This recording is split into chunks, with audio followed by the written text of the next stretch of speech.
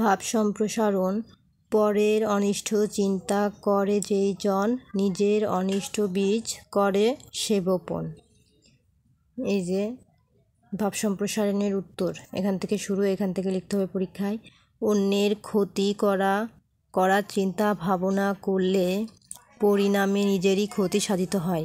এই ভাব সম্প্রসারণটি আসলে যেটা প্রশ্নে থাকে সেটার পরিপ্রেক্ষিতেই নিজের মনের একটা ভাব সম্প্রসারণের কথা লিখতে হয়, সেটাকেই বলে ভাব সম্প্রসারণ। যেমন এটার সাথে মিল রেখে এগুলো লেখা, তো চাইলে তোমরা বানিয়েও লিখতে পারো। তো তারপরে আছে তাই পরের ক্ষতি চিন্তা থেকে দূরে থাকা সকলের কর্তব্য। সৃষ্টিকর্তা মহান আল্লাহ রাব্বুল আলামিন এর সৃষ্ট সকল মানুষের যাবতীয় কর্ম প্রচেষ্টার মূল উদ্দেশ্য হলো সুখে শান্তিতে ও আরামে থাকা। দুনিয়ায় কত রকমের মানুষ দেখা যায়। কেউ নিজের সব কিছু দিয়ে এমনকি প্রাণ দিয়েও পরের উপকার করে। আবার এমন লোকও আছে যারা পরের ভালো তো করেই না, বরং কি করে সর্বনাশ করা যাবে সেই চিন্তায় সব সময় মশগুল থাকে। এ ধরনের মানুষ নেহাতেই অমানুষ।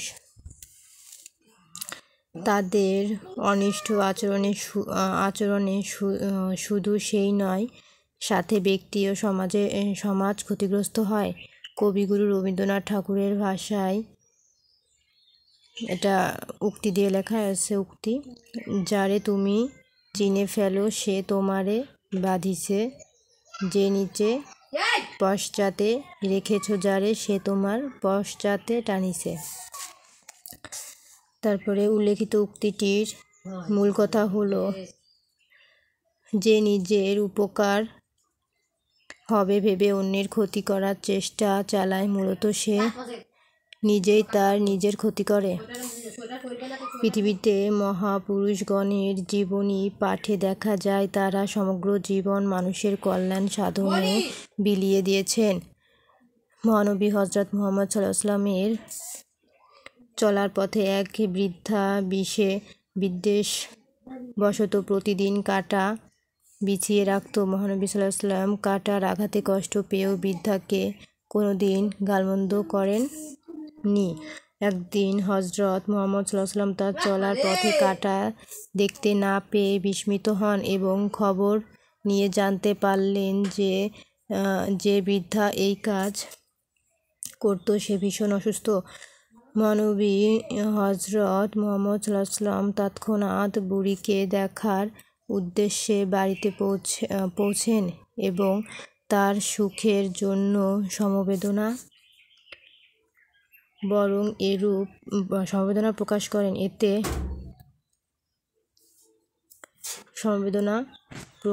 করেন। এতে সেই বৃদ্ধা বিস্ময়ে বিমুগ্ধ হয়ে যায়। সে উপলব্ধি করতে পারে পরের অনিষ্ট চিন্তা ও কাজের মধ্যে কোনো মঙ্গল নেই, বরং এরূপ পরের অনিষ্ট চিন্তা ও কাজে নিজের জন্য ধ্বংস ডেকে আনে। পরের অনিষ্ট করতে গিয়ে বহু লোক নিজেদের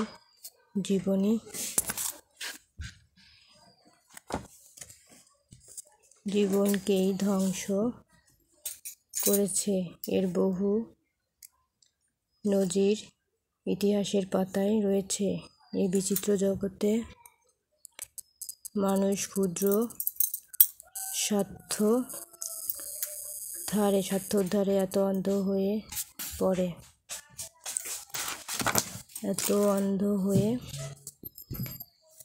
পড়ে যে পরের অমঙ্গল ও অনিষ্ট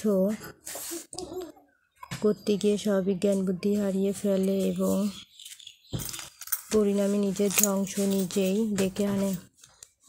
কখনো অপরের কোনো অকল্যাণ চিন্তা করা যাবে না। এসব পরিহার করে বরং পরের স্বার্থে নিজের জীবনকে বিলিয়ে দিতে হবে, তবেই জীবন সার্থক এবং সুন্দর হবে। Subscribe my channel.